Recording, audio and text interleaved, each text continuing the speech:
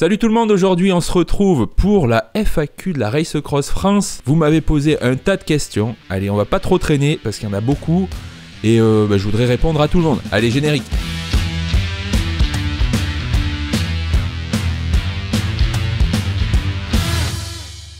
Allez, on va pas trop traîner, alors désolé, je vais pas lire les noms de tout le monde et je vais sélectionner dans le commentaire à chaque fois uniquement la question parce que sinon je vais en avoir pour 100 ans. Alors, première question. J'aimerais me lancer un jour le défi de la RAF, mais je n'ai jamais fait d'ultra distance. Quels seraient selon toi les éléments les plus déterminants dans la réussite de ce type d'épreuve?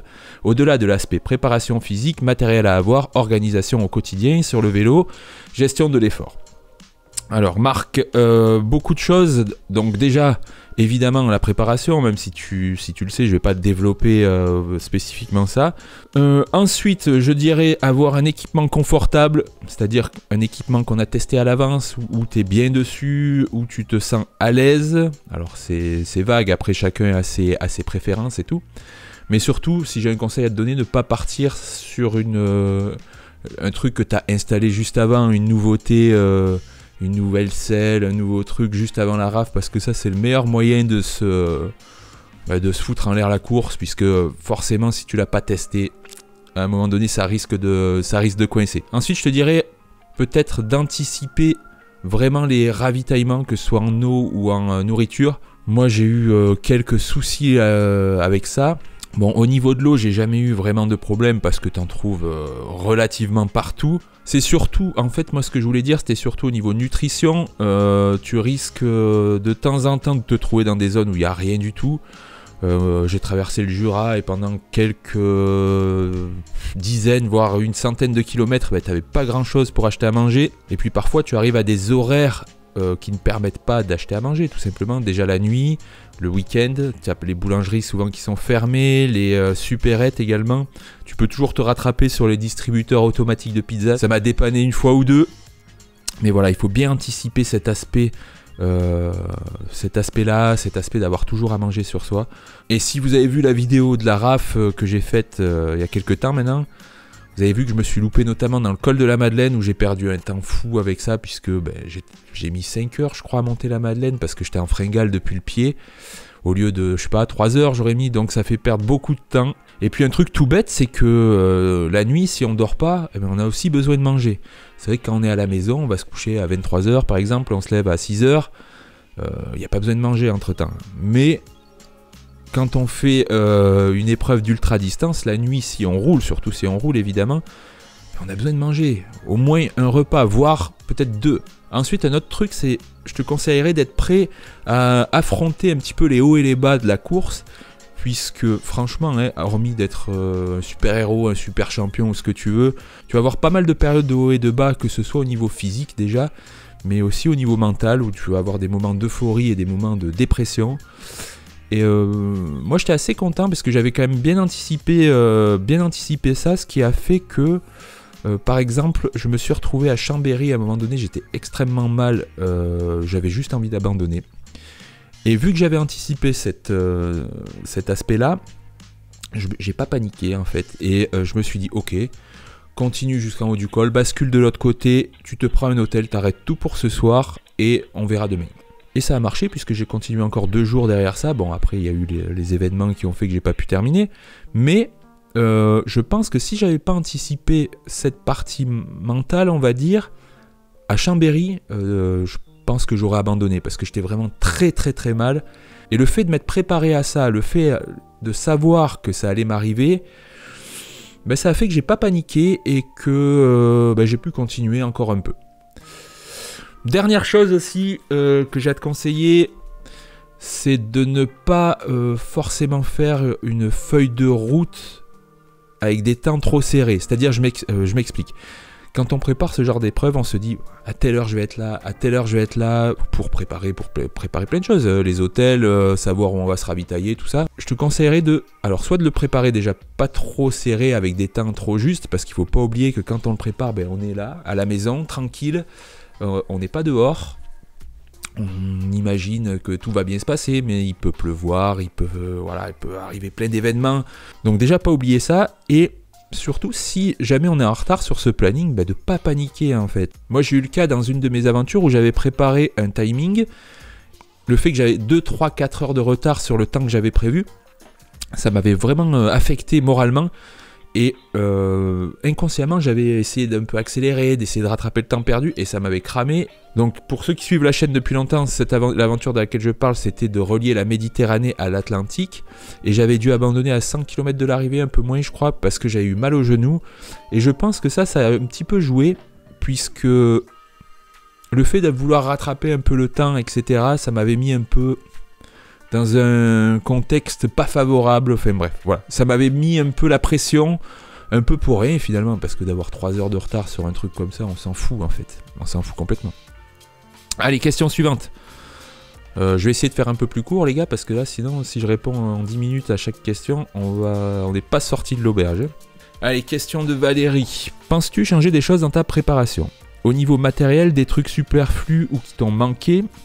J'ai vu que tu n'avais pas vraiment de quoi dormir dehors par des températures fraîches, ni une doudoune.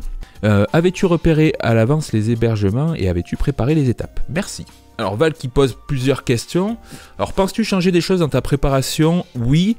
J'y répondrai un petit peu plus en détail tout à l'heure, j'ai vu qu'il y avait des questions à ce sujet.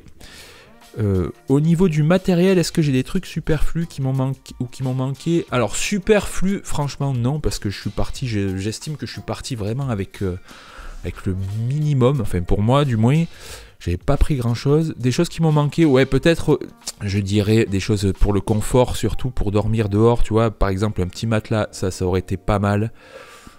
Qu'est-ce qui m'a manqué? Ouais, à part ça, je dirais un petit matelas, et peut-être un duvet, parce que j'avais pris un bivy. Et franchement, pour dormir dehors, alors je sais pas si je suis le seul à ressentir ça, mais moi je trouve que c'est pas suffisant.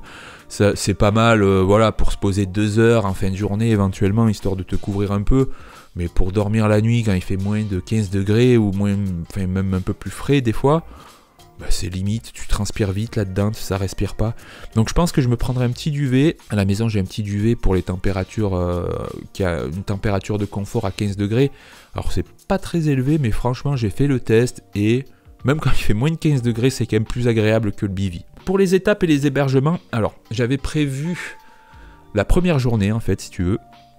C'est-à-dire que j'avais pas repéré les hébergements, j'avais pas regardé les hôtels ni rien. Je voulais un peu me laisser tranquille par rapport à ça et chercher sur place.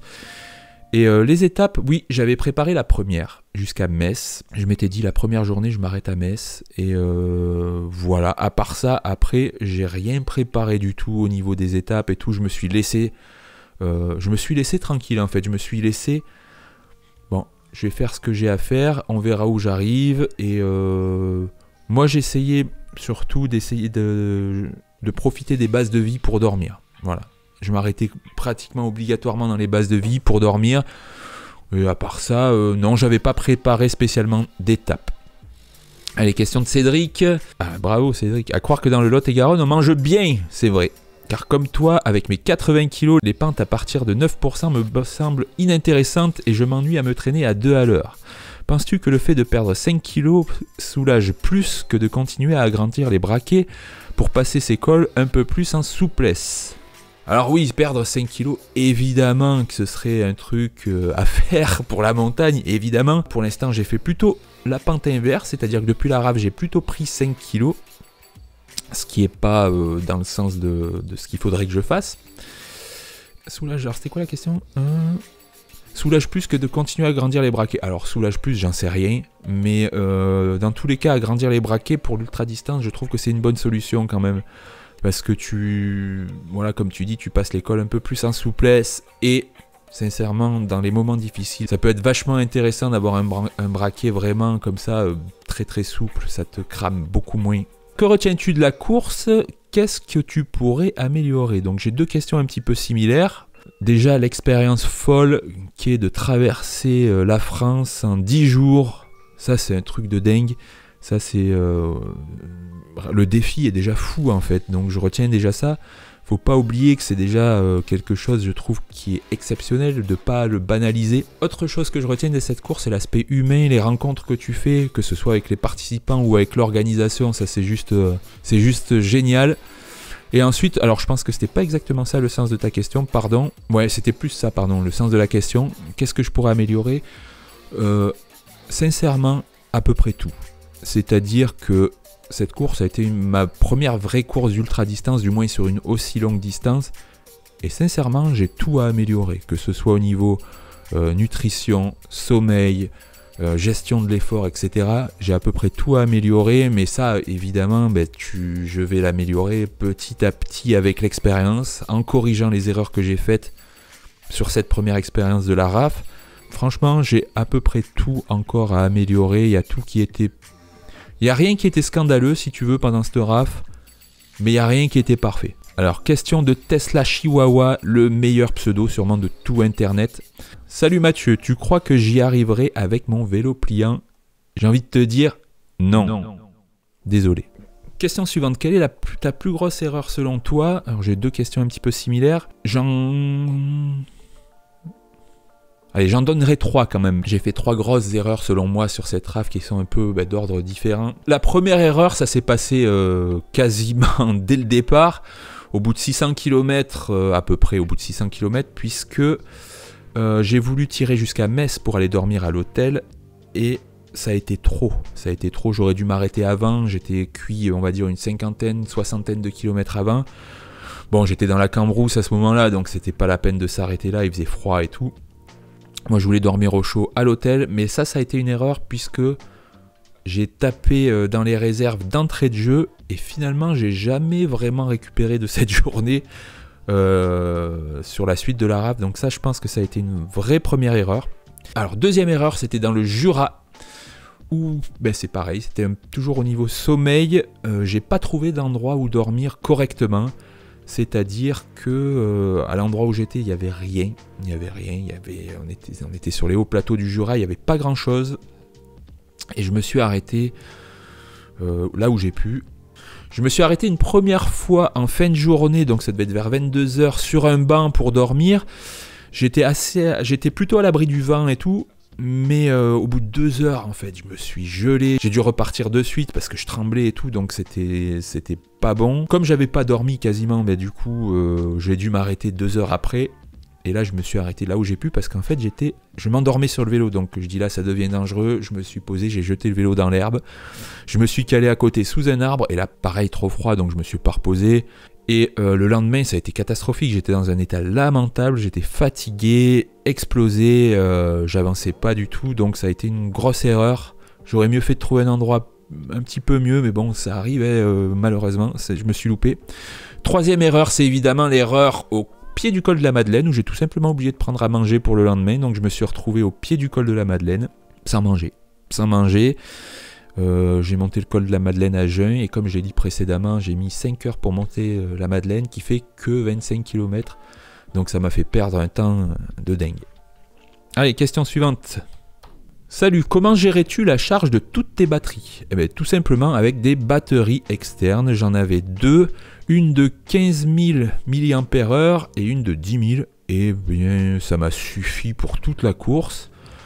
Après, j'avais pas 36 trucs à recharger. J'avais mon compteur et mon téléphone. La caméra aussi, mais bon, la caméra, ça prend pas beaucoup de batterie. J'ai pas filmé tant que ça. Et ensuite, je rechargeais mes appareils électriques et les batteries quand je m'arrêtais à l'hôtel ou quand je m'arrêtais dans les bases de vie, tout simplement. Allez, question suivante. Et ça, c'est la question qu'on m'a le plus posée. C'est une question sur le braquet. Alors, quel braquet j'ai utilisé? Alors, j'avais 50-30.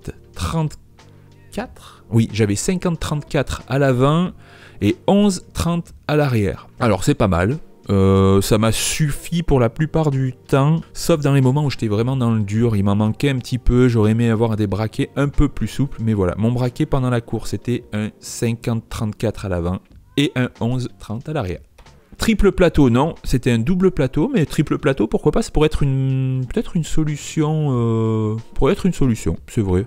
Allez, question suivante, c'est une question sur le poids total du vélo et quel braquet vu le dénivelé. Et à ton avis, un braquet type subcompact 48 ou même 46-30 et cassette de 36 voire plus aurait-il été mieux? Pardon.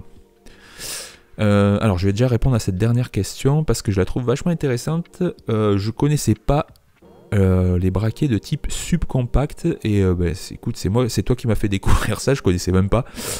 Et je pense que c'est une excellente solution pour des épreuves comme la RAF, puisque 46-11 en braquet, finalement, quand tu veux rouler vite, ça suffit largement. Tu peux rouler à 40 à l'heure sans problème avec ça, ce qui arrive assez rarement sur une épreuve comme la RAF. Je pense que ce braquet, comme tu dis, de type subcompact, ce serait le braquet idéal pour faire de l'ultra distance. Alors pourquoi j'installe pas ça pour le moment, j'y réfléchis.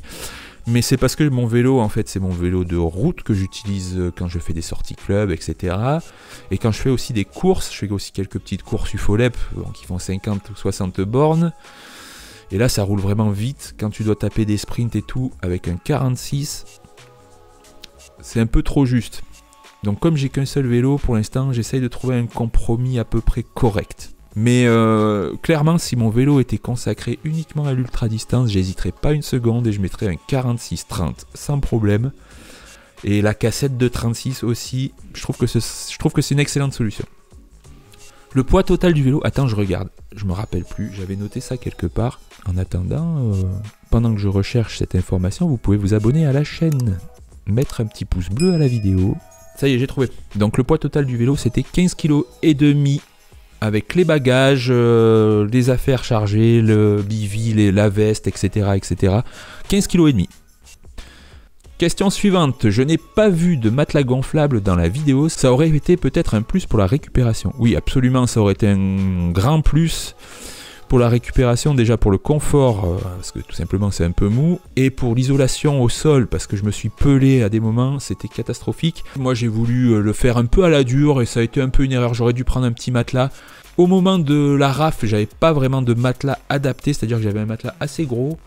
Mais là, j'ai investi dans un tout petit matelas, vraiment très petit, qui prend pas de place du tout. En fait, pour ce genre d'épreuve, c'est toujours pareil, que ce soit d'ailleurs pour l'ultra distance, mais aussi pour le voyage à vélo.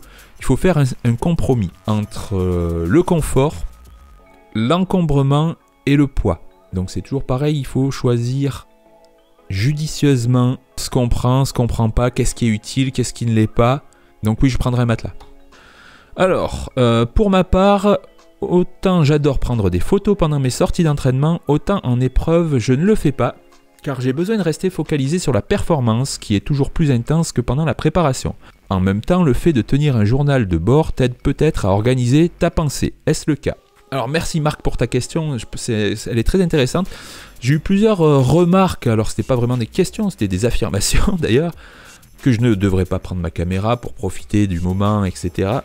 Mais en fait, ma caméra, c'est pas du tout un problème. Déjà, il faut savoir que la caméra, moi, je la trimballe avec moi depuis mon voyage en Norvège. Maintenant, ça fait 5 ans que je l'ai fait. Je commence à avoir l'habitude de lui causer, et c'est pas du tout un problème. Puis, autre chose, vous voyez le résultat final. Je suis resté 7 jours sur le vélo, il devait avoir 4 heures de rush. Donc, finalement, j'ai filmé 4 heures en 7 jours. Franchement, c'est très très peu. Hein. Parfois, pendant 3 heures, 4 heures, je prenais pas la caméra. Donc, faut se dire ça aussi. Je filme finalement assez peu. Question suivante. Tu avais fait d'autres courses du style avant. Pourquoi ne pas avoir fait quelque chose de plus court pour te rôder? Avant d'avoir fait la RAF, j'ai fait pas mal d'autres choses, notamment du voyage à vélo. Alors, c'est pas totalement... c'est pas pareil du tout même. Mais disons que ça te permet... Moi, je le prends un petit peu finalement, l'ultra distance, un peu comme un voyage à vélo sportif. T'as un petit peu les mêmes problématiques, j'ai envie de dire. Simplement, il faut le faire sans s'arrêter. En course d'ultra distance, j'ai participé aussi aux 24 heures du Mans vélo. J'avais fait une vidéo là-dessus. Alors, qu'on soit d'accord, c'est pas du tout la même chose. Même si j'avais participé en solo, mais là, tu as des stands, tu as une assistance à tous les tours où tu peux t'arrêter pour manger, pour dormir. On peut te préparer les trucs. T'as pas à prendre de bagages, t'as rien à prendre. Donc, c'est pas du tout pareil. Donc ça a été mes expériences, que ce soit en ultra distance ou en voyage à vélo. Et pourquoi ne pas avoir fait quelque chose de plus court pour te rôder? Alors, je voudrais pas paraître prétentieux, mais par exemple pour la RAF, on avait l'épreuve 1000 km. Et l'épreuve 1000 km, pour moi, je l'avais dans les jambes. Alors j'allais dire assez facilement, mais non, pas du tout, pas assez facilement, mais je pensais en être capable. Et là, je cherchais vraiment un défi vraiment dur à faire. Je sais pas pourquoi, c'était le moment. J'avais envie d'un défi difficile, d'un défi où je n'étais pas sûr d'y arriver. Et le 2500 km, c'était vraiment pour moi le bon compromis, un petit peu 50-50. Je savais pas vraiment si j'allais réussir ou pas. Et clairement, avec le recul et avec le truc, je pense que j'ai pris le bon choix. Je pense que j'ai pris la bonne décision, pardon, parce que mais finalement, c'était vraiment 50-50 jusqu'au bout. Si j'ai pas ma péripétie finale, ben c'est toujours sur le fil du rasoir, en fait. Je sais pas si j'aurais pu terminer dans les délais ou pas. Donc je trouve que c'était au bon niveau de difficulté. Voilà, c'est ce que j'avais besoin à ce moment-là, c'est ce que j'avais envie de faire à ce moment-là. Mais effectivement, faire une course plus courte, ça aurait permis de se roder, tu as totalement raison. Il y a des gens qui aiment plutôt partir en étant sûr du coup. Moi, ça me gêne pas de partir en me disant... Je sais pas si je vais y arriver, mais on verra bien. Moi, ça me gêne pas de dire ça. J'ai essayé, je suis pas arrivé, ça ira mieux la prochaine fois, enfin, j'espère. Je voudrais savoir comment mentalement tu as pu tenir aussi longtemps sur ton vélo. J'ai une question qui est un peu similaire de Bertrand, qui me demande de parler de la gestion de la solitude. Rouler 10 jours seul face à soi-même, ça là me rebute. Et toi ? Bon, déjà plusieurs choses. Sur la RAF, malgré tout, on est assez rarement tout seul. On est assez rarement tout seul puisque on était 200. Non, je sais plus combien on était à prendre le départ, mais on était nombreux. Ouais, peut-être 200. Finalement, les premiers jours, on s'est souvent retrouvés à plusieurs. Donc ça, c'était plutôt pas mal. Et on croise finalement beaucoup de... On se croise et on se recroise assez souvent. Moi, j'ai croisé vraiment beaucoup de concurrents souvent. Hormis vraiment sur les 2 derniers jours de ma course, puisque j'étais un petit peu largué. Donc j'avais plus grand monde derrière moi, plus grand monde devant, j'étais un peu tout seul, mais j'ai quand même vu tous les jours un petit peu des participants. Ensuite, tu as les bases de vie sur le parcours, tu as d'autres gens, tu croises d'autres gens. Quand tu t'arrêtes dans les boulangeries, dans les trucs, tu as des gens qui te posent des questions, qui te discutent 5 minutes. Voilà, t'es pas vraiment souvent seul. Ensuite, autre chose, de temps en temps, je trouve qu'il faut pas avoir peur de la solitude. Bon, il faut pas que ce soit tout le temps, mais... Sur 10 jours, c'est pas très grave, je trouve que ça permet de penser à des choses, d'avoir un petit peu des réflexions sur ce qu'on fait, sur plusieurs choses. Moi, c'est pas un truc qui me dérange. Après, ça, c'est une question personnelle. Toi, tu dis que ça te rebute. Moi, vraiment pas du tout. Je passe des bons moments. En fait, si tu veux, toi, ce qui te rebute, moi, c'est ce qui me dérange pas du tout. Ça me dérange pas du tout d'être seul face à moi-même. Voilà, ça, c'est une question de perception. Après, ça, si toi, ça te dérange... Moi non, je suis désolé. Alors j'aimerais savoir par rapport à la course, vous avez un itinéraire précis à suivre? Oui, on a une trace GPS à suivre que tu rentres dans ton compteur et tu as juste à suivre la route en fait. Alors ça c'est le cas pour la RAF. Ensuite tu as d'autres épreuves où ce n'est pas le cas, où tu as par exemple des points de passage, tu as 4, 5 points de passage, ça dépend. Et c'est à toi de tracer la route entre ces points. Et c'est vrai que ça, tu vois, c'est le genre de course qui pourrait m'intéresser à l'avenir. Pourquoi ? Parce que tout simplement, j'adore tracer des parcours, j'adore faire ça. Puis tu as un autre aspect, un aspect un peu stratégique qui rentre en jeu. Donc ça, c'est le genre de course que j'aimerais éventuellement faire dans le futur. Ensuite, j'ai eu des questions sur les pneus, savoir si j'étais en tubeless, la section des pneus, etc. Alors oui, les pneus, c'était... donc c'est pas des tubeless, c'est des pneus avec chambre à air classique. Donc c'est des Continental Grand Sport de 28 mm de large. Donc finalement, c'est un bon compromis entre le rendement et le confort. Je suis passé juste avant la course du 25 au 28 et c'est vrai qu'il y a une différence de confort vraiment significative. Autant du 23 au 25, je trouve qu'il n'y a quasiment pas d'écart, mais du 25 au 28, ouais, je trouve qu'au niveau confort, il y a quand même un plus. Après, niveau rendement, paraît-il que ça ne change rien. Alors, c'est peut-être moi qui suis collé à la route, mais perso, je trouve que le 28 a un peu moins de rendement que le 25. Il faudra que je réessaye de tester un petit peu la différence entre le 25 et le 28, mais moi, je trouve, c'est un avis personnel qui n'engage que moi et qui est basé sur rien, puisqu'apparemment... tout le monde a l'air de dire qu'il n'y a aucune différence de rendement. Moi je trouve, dans mon cas perso, qu'il y a une petite différence. Pourquoi prendre des prolongateurs si tu n'as pas l'intention de les utiliser ou rarement? Donc pour les prolongateurs, non, je ne les ai pas juste promenés comme ça. Dans la vidéo, à un moment donné, je le dis, en fait, j'ai au bout de 100 bornes, j'ai chopé mal au dos entre les omoplates. des fois ça arrive, c'est con que ça arrive ce jour-là sur la RAF. Et tout simplement, mais j'avais du mal à mettre les coudes sur les prolongateurs, tout simplement parce que ça me faisait très mal au dos. Mais techniquement, j'avais prévu de les utiliser pour un petit peu changer de position. Alors, un point sur le matériel et la présentation de mon vélo. Alors, on va commencer par le vélo. Le vélo, c'est un Giant Propel de 2018 ou 19, je sais plus. Donc c'est un vélo qui est plutôt typé aéro, qui n'est pas vraiment fait pour l'ultra distance, mais c'est mon vélo que j'ai depuis 4-5 ans maintenant, et que j'ai converti à l'ultra distance. Pourquoi? J'ai tout simplement pas envie de me racheter un nouveau vélo, d'avoir 10 vélos différents. Alors j'aimerais bien, mais bon, après ça a un coût aussi. C'est sûr que ce serait idéal d'avoir un vélo spécifique à l'ultra distance pour mettre les braquets que je veux, etc. Mais bon, moi j'ai un vélo hybride qui fait à la fois mes sorties club, mes sorties longue distance et mes courses de vélo à côté. Ensuite, donc au niveau des braquets, j'en ai parlé tout à l'heure. Les pédales, alors c'est intéressant parce que les pédales, j'ai pris des pédales de route. Tout simplement parce que je suis habitué à ça et comme je l'ai dit tout à l'heure, je voulais pas changer juste avant la course, je voulais pas changer de... Voilà, je pense que ce serait peut-être intéressant de tester des pédales de VTT.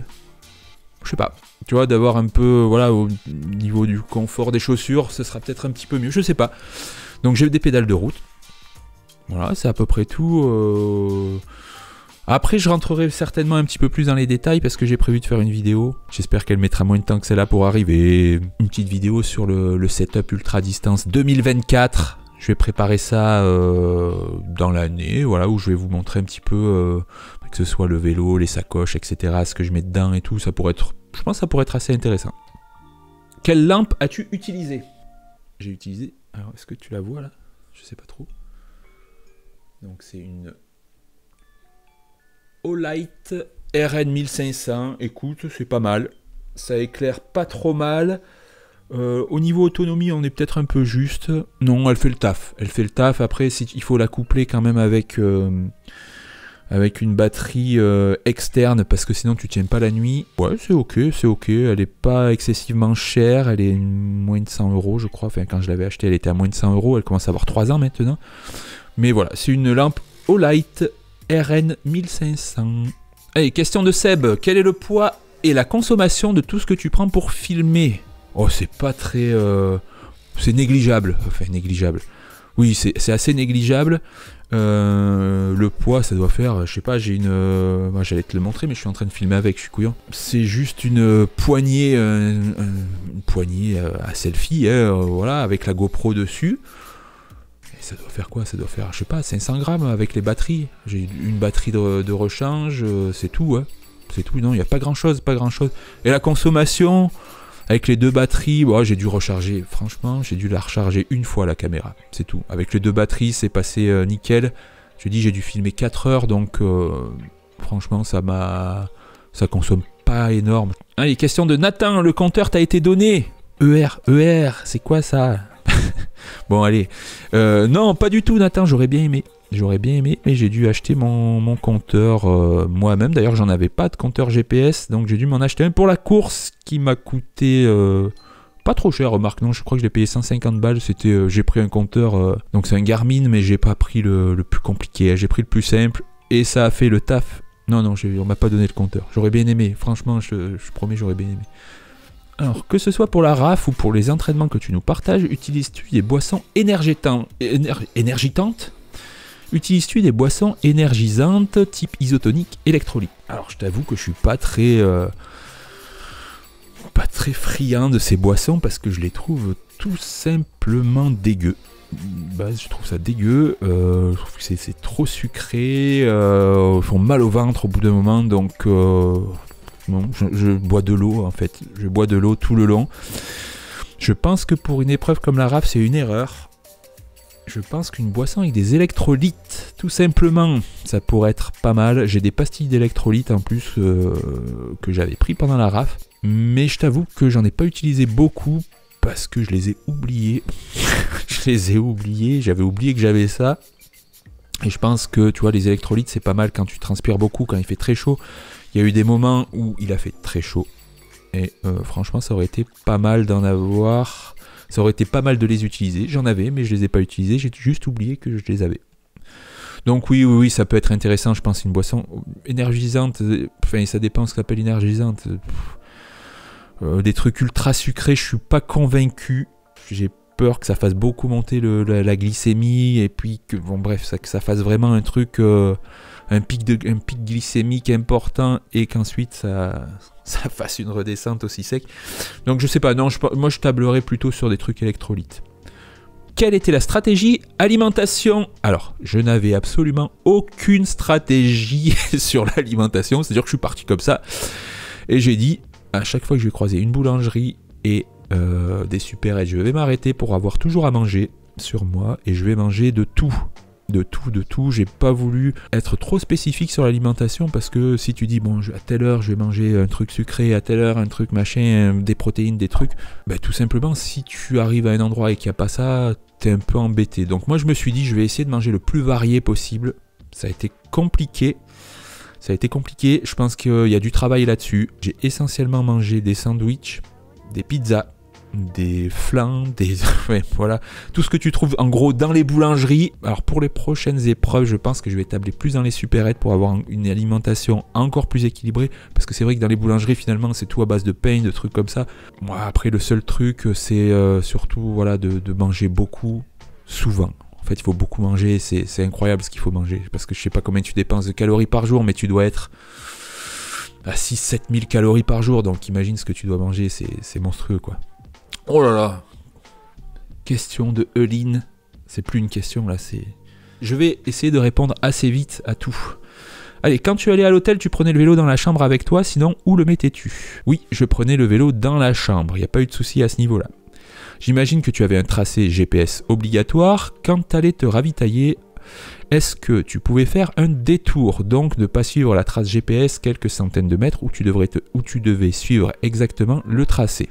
Donc dans le règlement, il y a marqué que si tu quittes la trace GPS, tu dois reprendre exactement là où tu l'as quitté. En pratique, par exemple, quand je suis arrivé à Metz et que j'ai cherché un hôtel, j'ai quitté la trace GPS à un moment, je sais absolument pas où je l'ai reprise, mais je pense pas que je l'ai pris au départ, donc je pense qu'il y a une tolérance là-dessus, tu vois. Quand tu cherches un hôtel, un truc, un machin, si tu loupes 200 mètres de la trace, ce sera pas très grave, mais techniquement, tu dois reprendre la trace à l'endroit où tu l'as quittée.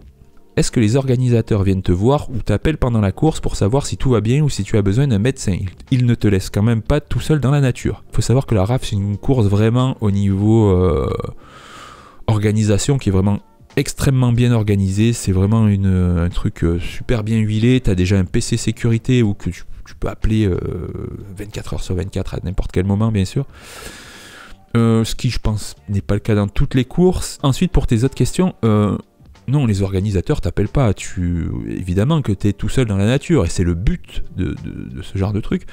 Tu sais, quand tu fais... Moi, j'ai par exemple fait un voyage en Norvège où je suis parti en vélo pendant 2 mois. Bah, j'étais seul dans la nature et c'est pas un problème. On sait se débrouiller, il n'y a pas de...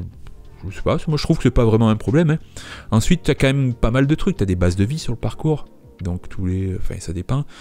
Tu as des bases de vie sur le parcours. Nous, sur le 2500, je crois qu'on en avait 5. Et là, tu as une assistance, tu as beaucoup de choses. Tu peux dormir, tu peux manger, tu as des bénévoles, tu as tout ce qu'il te faut. Donc ça c'est cool. Donc pour revenir à ta question, oui, tu es laissé en autonomie, mais au cas où, tu as quand même une assistance, un PC opérationnel, un PC sécurité, pardon, qui te couvre, entre guillemets, et qui appelle les pompiers s'il y a besoin, machin, tout ça, il y a pas de... C'est quand même bien encadré. Mais après, il faut pas avoir peur d'être lâché seul dans la nature. C'est pas très grave, hein, on peut se débrouiller aussi. Hein. Ton ami a dû abandonner à cause de sa roue arrière. Est-il autorisé d'aller voir un réparateur ou est-ce interdit par le règlement? C'est autorisé d'acheter un sandwich, pourquoi pas une roue? Alors c'est totalement autorisé. Lui, le seul problème qu'il a eu, c'est qu'il a cassé sa roue, je crois que c'était un samedi soir à 20h, et que c'était à 15 bornes de n'importe quel réparateur. Donc en fait, il pouvait pas y aller, ou il serait resté bloqué 3 jours puisqu'il devait attendre le lundi. La seule chose qu'il pouvait faire, c'était appeler un de ses contacts qui était pas très loin et qui lui amène une roue. Ça, c'est interdit par contre. Est-ce que le cycliste qui a hébergé ton ami aurait pu lui prêter un vélo afin qu'il finisse la course? Ou c'est interdit de changer de vélo pendant la course? Ah, c'est une excellente question ça. Écoute, j'en sais rien du tout. Je pense que Alors, je crois que c'est pas marqué dans le règlement que c'est interdit de changer de vélo pendant la course. Et c'est une bonne question parce que... Ah, je sais pas. Alors, dans l'esprit, pour moi, c'est interdit parce que je vois pas pourquoi tu changerais de vélo pendant la course. Sinon, tu prendrais un vélo de contre-la-montre pour les premiers kilomètres qui sont relativement plats et tu prendrais un vélo de montagne pour la montagne. C'est pas vraiment dans l'esprit de la course. Mais techniquement, je pense que c'est pas interdit. Donc, techniquement, tout ce qui est pas interdit est autorisé. Je sais pas. Ça, c'est vraiment... J'en sais rien du tout. Alors, tu dis que la nourriture a été un problème. Du coup, comment comptes-tu manger lors de ta prochaine course? Le restaurant tous les jours coûte cher et est chronophage. Alors oui, le resto, franchement, c'est exclu. Moi, je me suis arrêté une fois au resto, ça nous a fait... Sur le coup, j'avais pas eu l'impression de perdre beaucoup de temps, mais on s'est arrêté presque 1 heure. Et sur un truc comme ça, si tu t'arrêtes 1 heure tous les jours pour manger à chaque fois, c'est trop lent. Non, le truc, c'est de perfectionner un peu l'alimentation... à travers ce que je peux trouver dans les supérettes et dans les boulangeries. Je pense que franchement c'est la seule solution viable, parce que de s'arrêter tous les jours au resto, c'est exclu quoi. Franchement c'est trop long et trop cher. Question matos, comment gères-tu le chargement des lampes? Avais-tu prévu d'aller à l'hôtel X jours pour ça, ou avais-tu plusieurs batteries qui peuvent tenir? Alors j'ai répondu tout à l'heure, dans tous les cas j'avais pas prévu d'aller à l'hôtel pour recharger mes batteries. J'avais prévu d'aller à l'hôtel pour charger mes batteries à moi, pour bien dormir. Et pour être confort. Non, mes batteries, je pouvais... Bon, j'avais besoin de les recharger de temps en temps, mais tu sais, quand tu t'arrêtes, je sais pas, dans un bar ou quoi, pour manger un bout ou quoi, tu fais vite charger tes batteries quand tu t'arrêtes. Ça pose pas un problème. Et puis tu as les bases de vie, t'as beaucoup de choses, t'as beaucoup d'endroits où tu peux recharger tranquillement, quoi. Franchement, tu prends 2 batteries externes, t'es à l'aise. Bon, hormis si tu écoutes ton téléphone toute la journée et que tu mets la musique ou des trucs comme ça. Mais alors, franchement, à part ça...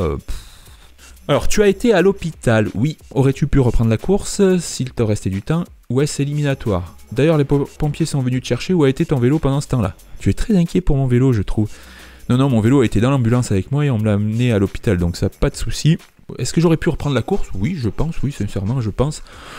Mais franchement, à ce moment-là, moi, j'étais totalement sorti du truc. À partir du moment où tu montes dans l'ambulance et tout, franchement, tu penses à autre chose que reprendre la course. Je pensais à rentrer chez moi, à retrouver ma femme, et je suis totalement sorti de la course à ce moment-là. Et après, au niveau du temps, j'étais vraiment... Là, je pense que c'était foutu, quoi. J'avais perdu 6-7 heures, je suis resté 6-7 heures à l'hôpital, enfin bref, c'était mort, quoi. C'était foutu. Techniquement, je pense que c'est pas interdit. Si tu reprends la trace là où tu l'as quitté, il n'y a pas de problème. Hein. Encore que, est-ce que c'est considéré comme une assistance? Je pense que ce serait...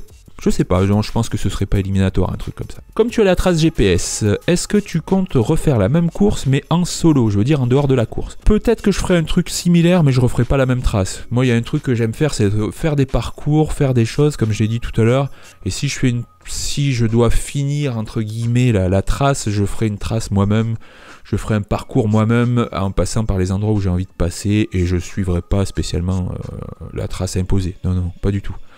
Tu as fait une grande partie de la course tout seul, stratégiquement n'aurait-il pas été préférable d'être avec 1 ou 2 personnes pour se soutenir? Et donc s'arrêter dormir, manger au même moment, quitte à parfois rouler au ralenti à cause de l'autre qui n'est pas assez rapide sur le long terme, ça peut être gagnant? Non. Alors oui, tu as totalement raison, ça peut être gagnant, et c'est d'ailleurs pour ça que c'est interdit. C'est une épreuve individuelle où tu dois rouler seul. Alors évidemment, tu as une tolérance surtout au départ, puisque tu pars 30 secondes par 30 secondes, donc on comprend bien que sur les 200, 300, 400 premiers kilomètres, tu te retrouves souvent avec du monde, tout simplement parce qu'on part tous en même temps, et qu'on va pas freiner ou quoi que ce soit pour ne pas rester avec l'autre. Donc toi tu parles d'une chose, c'est que parfois il faut rouler au ralenti à cause de l'autre. Ouais, quand c'est dans ce sens-là, à la limite ça va, mais quand tu dois rouler au-delà de ton rythme, c'est-à-dire trop vite à cause de l'autre, là c'est là où, quand c'est toi qui n'es pas assez rapide dans le groupe, c'est là où ça pose problème et que tu risques de te cramer, donc autant rester à son rythme. Pour les épreuves d'ultra-distance comme ça de plus de 1000 km, je pense que c'est chaud. C'est chaud de rouler à plusieurs, ou alors il faut vraiment être au même niveau, sur la même longueur d'onde, d'avoir les mêmes arrêts et tout, c'est pas évident. Alors finalement, tu t'es arrêté à combien de kilomètres? Alors j'ai regardé, je me suis arrêté à exactement 1800 km. Pour mes voyages à vélo, j'ai toujours un paquet de bonbons que je mange au fur et à mesure de la journée. Est-ce que ça a été ton cas? Oui, je mange des bonbons tout le temps. Mais malheureusement, quand j'ai un paquet de bonbons avec moi, il disparaît assez rapidement. Ça reste un mystère non résolu. Question de Maurice. Je souhaiterais savoir comment tu as préparé cette longue course. Est-ce que vous avez un parcours obligatoire? Oui, j'ai répondu tout à l'heure. Et de quoi as-tu besoin comme équipement pour effectuer ce genre de course? Bon, au niveau équipement, j'en ai parlé un peu tout à l'heure. Mais tu as surtout des équipements obligatoires. Alors attends, je vais regarder de suite sur le site. Parce que je les ai pas en tête. Donc le matériel obligatoire, on a un casque évidemment. Lumière avant, un dispositif lumineux sur le casque, dispositif lumineux arrière, gilet haute visibilité ou baudrier de visibilité, un compteur GPS avec le parcours téléchargé, un kit de réparation, des bandes réfléchissantes sur le vélo, un téléphone mobile dans lequel est enregistré le PC de sécurité, 2 couvertures de survie, une réserve d'eau, une réserve alimentaire, bon ça c'est au départ mais bon après... ensuite pour les 1000, pour le 1000 et pour le 2500 il y a 2-3 trucs en plus. Une veste chaude doudoune, une veste de pluie, des jambières, des gants, un tour de cou, un bonnet et un bivy bag. Donc ça c'est le matos obligatoire. Ensuite tu fais ce que tu veux. Voilà. Perso j'opterais pour un hamac histoire de m'isoler du sol. Oui pourquoi pas. Pourquoi pas, oui, ça peut être une solution en effet, ça peut être pas mal. Allez, question suivante. Alors, la question principale est l'alimentation. Alors, désolé, j'ai répondu déjà tout à l'heure. Et il y avait une autre question sur le confort, qui me semble aussi primordial sur ce type de distance. Les sections de pneus, la double guidoline, le type de selle, etc. Alors, pour les pneus, c'était du 28, comme j'ai dit tout à l'heure, donc ça, c'est assez confortable. Double guidoline, non, mais j'ai une guidoline assez épaisse, donc ça, c'était... ça fait pas, c'est le même effet, c'est pareil. Donc, la selle, c'est peut-être un truc où il va falloir que je réfléchisse un petit peu. Tout simplement parce que moi c'est ma selle d'origine, c'est la selle de mon Giant, donc c'est une selle faite pour passer quelques heures sur le vélo mais pas 30 ans quoi. Donc ça c'est peut-être un truc qu'il va falloir que j'améliore, c'est vrai. Quel matos en termes de réparation et bricolage vélo avais-tu amené?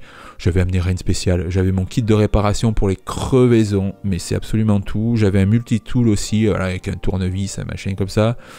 Mais c'est absolument tout. J'avais rien pris. J'ai dit on va bien trouver des choses en cours de route, mais j'avais rien pris. Rien pris de spécial, hormis mon multitool, ma pompe et voilà le matériel pour quand tu crèves quoi, mais c'est tout. Pour gérer l'effort, tu te bases sur la fréquence cardiaque et ou la puissance. Ça t'arrive d'utiliser, si tu as de grosses douleurs, un Dolip ou des crèmes de massage. En tout cas, belle course et beau reportage. Merci à toi, Cédric. Pour gérer l'effort, je me base sur rien du tout. Je me base à mon ressenti pendant la course, tout simplement parce que la fréquence cardiaque, au bout d'un jour ou deux, chez moi en tout cas, le cœur monte plus au-delà de 120 pulses minutes, même quand je suis à fond. Donc, je me base pas du tout sur la fréquence cardiaque. Je n'ai pas de capteur de puissance sur mon vélo de route. Je l'ai uniquement sur mon home trainer, donc la question est réglée. Pour gérer l'effort, je me base uniquement sur mes sensations sur les épreuves comme ça. Je me base sur rien d'autre. Un Dolip ou des crèmes de massage, non. Pourtant, j'avais des Doliprane aussi. Et à un moment donné, j'ai chopé mal au cou. Et peut-être que ça aurait été pas mal d'en prendre un petit. Mais j'ai oublié que je les avais, tout simplement. Et les crèmes de massage, non, j'en avais pas non plus. Non, je suis parti un peu à la dure. Hein. On est parti à la dure. Non, rien du tout, rien de tout ça. Je pense que je prendrais peut-être une crème pour les échauffements, pour les fesses, voilà, pour mettre dans le cuissard, tout ça, ça pourrait être pas mal. Allez, question suivante, question de Munim. Des questions, j'en ai plein, te sens pas obligé de répondre à tout. Bien sûr que si, je vais répondre à tout. Depuis combien de temps tu fais du vélo? Depuis que j'ai 3-4 ans, donc allez, ça fait à peu près 35 ans que je fais du vélo. J'ai fait une petite pause de mes 16 ans à mes 26-27 ans, à peu près. Et bah là, ça fait une grosse dizaine d'années que j'ai repris le vélo. Tu te plains de mal aux fesses, tu as quoi comme selle? Et comme cuissard? Alors comme selle, j'ai dit tout à l'heure, j'ai déjà dit. Comme cuissard, c'est un cuissard Décathlon qui est pas mal. Franchement, qui est pas mal, qui est plutôt confort. Et voilà, après les cuissards, c'est vrai que ce serait peut-être un truc aussi à travailler, ça. Tu vois, le cuissard, ça pourrait être un truc important à avoir. Mais bon, c'est pareil, ça coûte... Tu vois, le cuissard que j'ai, il coûte 70 € et vu la qualité, c'est un cuissard d'assez bonne qualité, c'est pas cher du tout. Franchement, pour avoir un bon cuissard, maintenant, il faut compter une centaine d'euros et il faudrait en avoir 2 ou 3 pour la course, tu vois, de mettre dans tes drop bags à chaque fois. Franchement, ça me fait mal aux fesses, sans mauvais jeu de mots, de mettre 300 balles dans 3 cuissards, quoi. ça me déprime même, tu vois. Donc pour l'instant j'ai mes cuissards Décathlon, les cuissards de mon club de vélo et ça le fait. Puis que ça le fasse ou pas, voilà quoi, au bout d'un moment c'est bon quoi. Le vélo ça coûte de plus en plus cher, tout coûte de plus en plus cher, on fait avec les moyens du bord aussi. Alors de ce que j'ai vu, tu as fait environ 1 an d'entraînement pour l'ultra, est-ce que tu penses que ça a été assez? Alors ça c'est une question très intéressante, pourquoi? Parce que la question et la réponse va être assez contradictoire puisque je trouve que ça a été à la fois trop d'entraînement et à la fois pas assez. Alors je m'explique. Ça a été trop parce qu'au niveau motivation, rester focus 1 an sur le même objectif, franchement, c'est vraiment très très long. Donc j'ai commencé à m'entraîner pour la RAF 1 an avant, en juillet on va dire. Et franchement quand je suis arrivé au mois de décembre, janvier, j'en avais marre, vraiment. Donc ça a été trop long, ça a été trop long. Mais d'un autre côté, ça a été trop court. Pourquoi? Parce que j'ai pas eu le temps de prendre beaucoup d'expérience. Finalement, tu le prends sur plusieurs saisons, toute cette expérience. Donc ça a été à la fois trop. C'est pour ça que je dis que ça a été à la fois trop et pas assez. Parce que tu peux pas être prêt à 100% pour faire un ultra, mais je parle pas que du physique là, hein. Je parle vraiment d'autres choses aussi, de l'expérience, de la gestion de l'effort et tout. Je pense que tu peux pas te préparer pour de l'ultra vraiment en une seule année. Je pense que voilà, au fur et à mesure des années ça va aller mieux, mais que là c'était juste, c'était trop juste Anna. Allez à vous, la vidéo c'est ton taf. Alors non, c'est pas mon taf, je fais uniquement ça pour la chaîne YouTube, c'est tout. Pour le sommeil, si j'ai compris, t'avais rien amené pour dormir, du coup ta stratégie sommeil c'était à la dure pendant 2 jours et une nuit d'hôtel, etc. Alors c'était plus ou moins ça, c'était plutôt d'essayer de dormir dans les bases de vie et de se débrouiller entre, que ce soit dormir à la dure, comme tu dis, ou alors dormir à l'hôtel, peu importe, mais c'était de trouver une solution entre les bases de vie, plus qu'autre chose. Si j'avais pu trouver des hôtels tous les soirs pas trop chers, franchement, j'y serais allé sans problème. Et ensuite, la dernière question, j'ai déjà répondu, c'était sur la nourriture et l'eau. On a passé le plus dur, on commence à s'approcher gentiment de la fin. J'espère que c'est pas trop long, hein. J'espère que c'est pas trop long, mais j'ai beaucoup de questions et vraiment j'ai envie de répondre à tout le monde. Donc j'espère que c'est pas trop long. Allez, question de Louis, quel entraînement as-tu fait? Que de la longue distance ou du fractionné? J'ai eu une autre question, pareil, Olivier qui m'a posé plus ou moins la même question. Donc comme je l'ai dit sur la réponse précédente, j'ai fait à peu près 1 an d'entraînement. Vraiment en très gros, je l'ai découpé en 3 parties. J'ai fait la première partie, j'ai fait un peu ce que je voulais, donc j'ai fait des sorties, j'ai fait du fractionné parce que j'aime bien faire ça, étonnamment, même si c'est difficile et tout. Donc j'ai fait un petit peu ce que je voulais, un peu au feeling, complètement, j'avais pas de plan. D'essayer de rouler le plus possible pour reprendre un peu. Pendant cette première partie, par exemple, j'ai fait le Ventoux, j'ai fait des sorties longues. D'ailleurs, tu peux voir un peu toutes les vidéos sur la chaîne, il y en a quelques-unes, si ça t'intéresse. Ensuite, la deuxième partie... J'ai fait une partie intensité, donc que tu appelles fractionné, mais c'est intensité en général, avec de la PMA, du seuil et tout. Je vais pas trop rentrer dans les détails, mais voilà un petit peu tout ça, en gros des intensités. Et la dernière partie, donc les 4 derniers mois, je les ai consacrés à l'endurance quasi exclusivement. J'ai fait encore quelques rappels de fractionné, mais pas grand chose, voilà. Et ça c'était la partie théorique, sincèrement dans la pratique, après à partir de décembre, j'ai eu une baisse de motivation au niveau de l'entraînement, comme j'ai dit tout à l'heure, tout simplement car c'était trop long, 1 an de préparation. Là, cette année, j'ai fait totalement différent. Depuis la RAF, j'ai très peu roulé. Là, on est fin janvier. J'ai repris à rouler début janvier. Question sur ton chamois. Donc, pour ceux qui ne savent pas, le chamois, c'est la peau qu'il y a au fond du cuissard. On ne parle pas de l'animal, là. Quelle qualité, quel prix? Et crème ou pas crème en plus? Si oui, à quelle fréquence? Alors j'ai déjà plus ou moins répondu tout à l'heure. Qualité, c'est une qualité moyenne, j'ai envie de te dire. C'est pas le truc le plus qualitatif, mais voilà, c'est surtout le prix qui est intéressant parce que 70 € pour un cuissard de qualité, c'est quand même pas mal.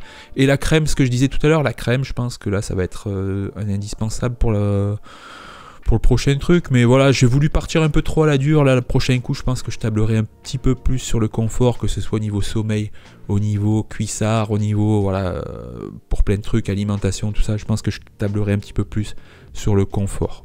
Question de Denis Croquette, quel modèle de paratonnerre ultra light utilises-tu? Merci Denis pour ta question. Question de Julien Rabier, combien... Quelle indignité. J'en peux plus de ce type. Donc tout à l'heure, quand on parlait de mon ami qui avait cassé sa roue, c'est lui. Hein. On parle d'un ami. Allez, question de Kevin. Étant voisin et pratiquant également la longue distance, je suis curieux de connaître ton prochain défi ou épreuve pour partager la route et pourquoi pas faire un bout de prépa avec toi. La prochaine épreuve majeure, ce sera à nouveau la RAF, donc sur 2500 km toujours. Donc ça, ce sera l'objectif majeur de l'année. J'ai prévu un petit voyage à vélo de 2-3 semaines à peu près. Non, 3 semaines plutôt. Un mini tour de France. Donc là, qui devrait avoir lieu au mois de mai. La RAF, c'est au mois de juin, fin juin. Mon prochain voyage, donc ce sera au mois de mai. Et ensuite, j'ai prévu de faire quelques entraînements longue distance avant, notamment un truc que tu organises, Kevin, et tu le sais, puisque c'est... tu as prévu une petite rando autour du département, donc du 47, je crois que ça fait 450 km, je sais plus, je ne veux pas dire de bêtises. Donc tu vois, de faire des petites épreuves comme ça, sans prise de tête, sans chrono, sans organisation spécifique. Ensuite, pour le reste de l'année... J'aimerais refaire un petit voyage à vélo encore. Et si je peux, si j'ai le temps, si j'ai la possibilité, voilà, c'est parce que ça coûte cher à chaque fois. Et j'aimerais bien faire un truc aussi, c'est de faire une petite épreuve d'ultra distance avec mon épouse qui a envie de découvrir un petit peu ça. Alors, on voudrait faire un truc assez cool. L'année passée, on devait participer à une épreuve qui s'appelle l'Extrême Ouest, je crois. Malheureusement, on n'a pas pu y aller, c'est au mois de septembre, et il y a deux épreuves, une de 500 et une de 1000 km. Donc pourquoi pas participer en couple avec mon épouse, donc sur l'épreuve du 500 km, ça pourrait être un truc assez stylé à faire et assez cool. Allez, question suivante, à quand un Paris-Brest-Paris? On s'y retrouve dans 4 ans. Écoute, oui, pourquoi pas, c'est vraiment un truc qui m'intéresse, Paris-Brest-Paris. Il y a 2-3 trucs...